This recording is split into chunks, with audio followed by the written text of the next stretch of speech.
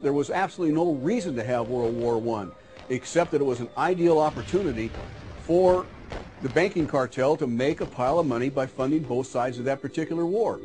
On June 28, 1914, the heir to the Austrian-Hungarian throne, Archduke Franz Ferdinand, was assassinated while traveling in a motorcade.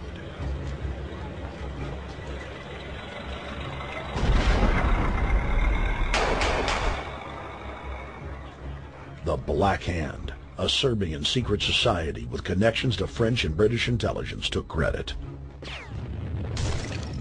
World War I had begun.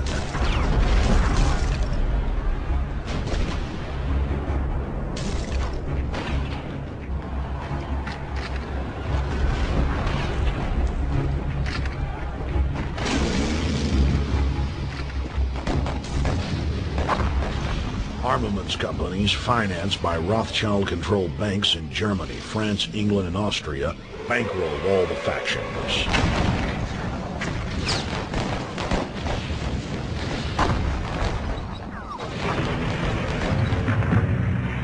At least 20 million were killed in the war. It was a conflict so terrible the people vowed to never fight again. They dubbed it the War to End All Wars. Question is, why did they want war? Well, first of all, is money and power. But secondly, they wanted to create the League of Nations. They had this in their plans all along, and as a consequence, once the war was over or about to be over, they began to formulate this idea of a League of Nations, so this would never ever happen again. Hundreds of years of practice made the British experts at hiding their empire behind puppet governments and councils. In the name of stopping all future conflicts, they proposed that countries would join a League of Nations. Their true intention was for the League to serve as a framework for world government. President Woodrow Wilson, who had spearheaded the establishment of the private Federal Reserve System in the United States in 1913, strongly supported the establishment of the League of Nations. Woodrow Wilson was a very naive president. He was basically a college professor that was grafted into this whole system. The League convened in Paris in 1919, but many nations recognized it as a threat to their sovereignty and refused to join. Frustrated by the U.S. Congress blocking the League of Nations, British intelligence, with the help of the Rockefeller family, set up the Council on Foreign Relations in New York City in 1921. The council recruited the best and brightest of American life to support the growth of the Anglo-American Empire. The CFR's stated mission is to abolish all nation-states in favor of an all-powerful world government administered by a tiny elite. By 1930, the promoters of world government had split into two interlocking camps: the Fabian socialists centered in London, and the fascists based in Italy and Germany. National Socialism will use its own revolution for establishing a new world order. Adolf Hitler.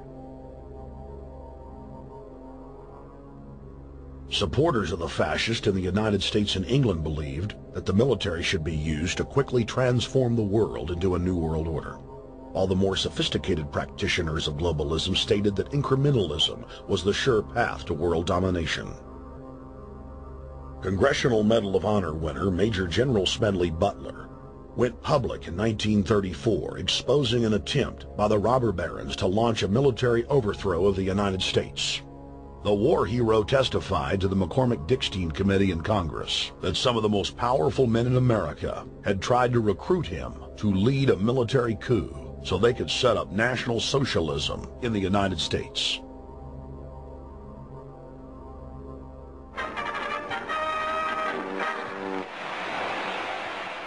I appeared before the Congressional Committee, the highest representation of the American people, under subpoena to tell what I knew of activities which I believe might lead to an attempt to set up a fascist dictatorship. I was supposed to lead an organization of 500,000 men, which would be able to take over the functions of government. The fascists had also made deep inroads in England. Edward VIII, King of England, was forced to abdicate the throne because of his public support for Hitler. att du tittar på en stor om das negativa problem der Bekämpfung dieser Lehre und ihrer Organisation handelt, sondern um die Durchführung der positiven Aufgabe der Gewinnung des deutschen Arbeiters für den nationalen Staat.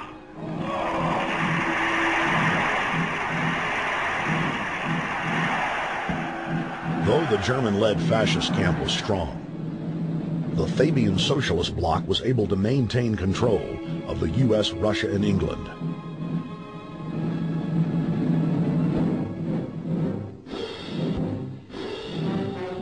In the build-up to World War II, and during the conflict, the bankers again financed both sides, just as they had done with Napoleon.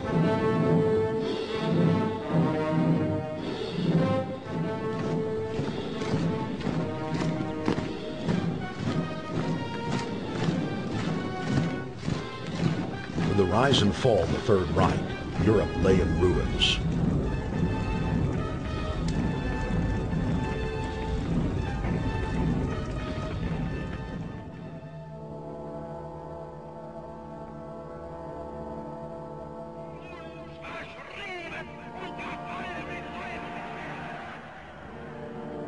Once again, the elite claimed that only global governance could save humanity from certain destruction. And this time, the elite would succeed in setting up their world body.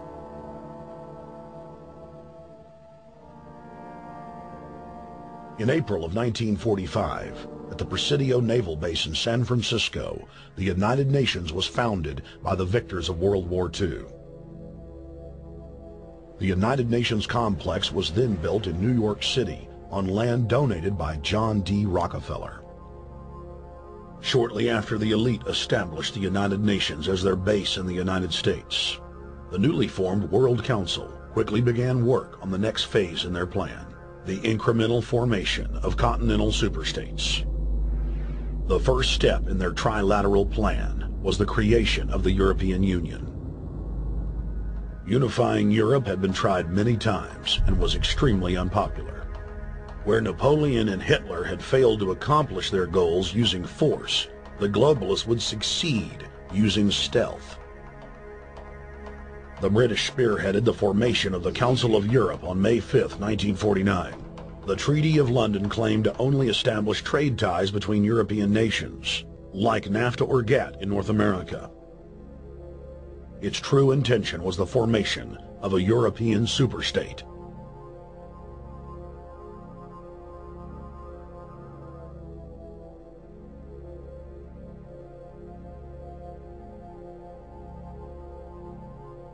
In 1954, the elite of the planet met in secret at the Bilderberg Hotel in Oosterbeek, Holland. The Bilderberg Group would later admit that their mission was the formation of the EU.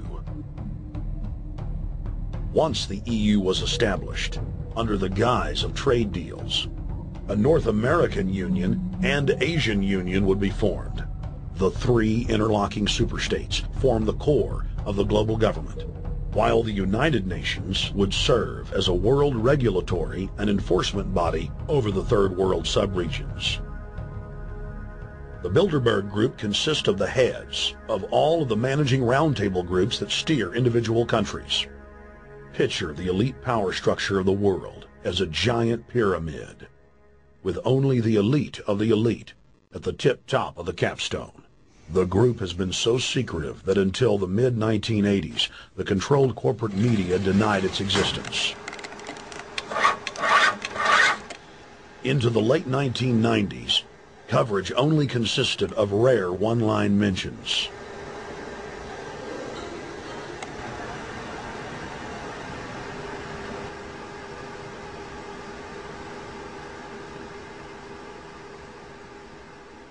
With the rise of the alternative media, their stranglehold on information has begun to slip. On the outskirts of the national capital today, black limousines with darkened windows converged on a hotel where private security guards imposed ironclad control. The limos carried royalty, political power brokers, and industrial titans to a secret meeting that will last all weekend. It's known as the Bilderberg Group. Could their objective be world domination? Every 4 years, Bilderberg meets in North America, and in June of 2006, we decided to travel to Ottawa, the capital of Canada. The site of Bilderberg.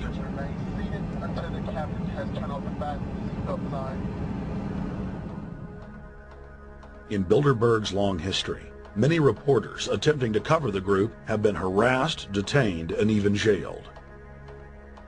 I jokingly reassured my cameramen that the horror stories we'd read about were probably exaggerated. I was wrong. We know reporters get detained at airports, people aren't let in. We know people get sent to the jailhouse for 3 or 4 hours. It happens every time. Well, it happened to Alex Jones this time. They admitted Bilderberg, that they'd had pressure put on them by the government,